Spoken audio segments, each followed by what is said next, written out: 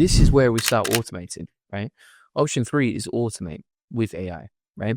So as an example of that, if we go onto my YouTube here, one of the things that I actually started doing was just automating YouTube videos, right? So for example, if we have a look here and we look at my last few videos, this is an AI generated video right here. It's not me, right? It's my AI avatar working overtime.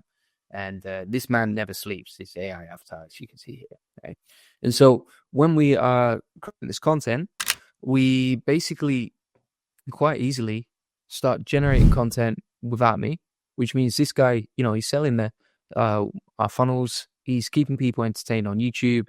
His view count is pretty high as well. And it means that I free myself up, right? And so we've fully automated that. An example equals YouTube videos. Now, coming back to the time audit example, I realized that we were spending like 4 hours a day creating videos for YouTube. And that's a big problem because, 4 hours a day, that means you've really only got like half a day or, a few hours left to really do what you need to.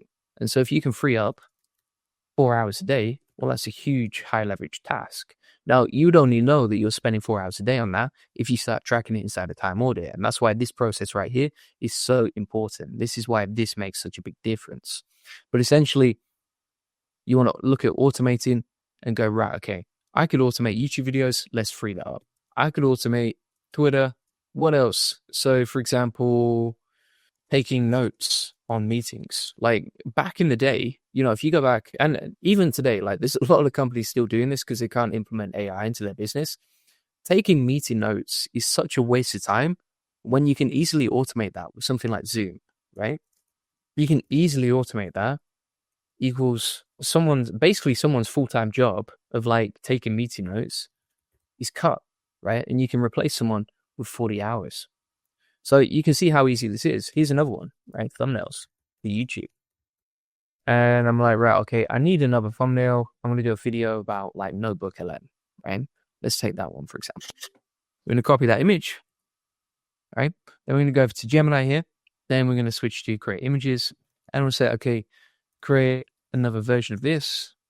And quite easily, you can now automate YouTube thumbnails, which, would have taken me like 30 minutes back in the day, or we need to hire a thumbnail designer to do it. And we can easily get someone to do that for us, right? Boom. There's our thumbnail ready to go.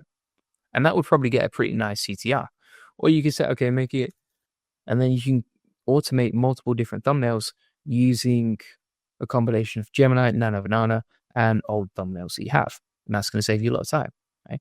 There you go. Boom. That looks pretty nice.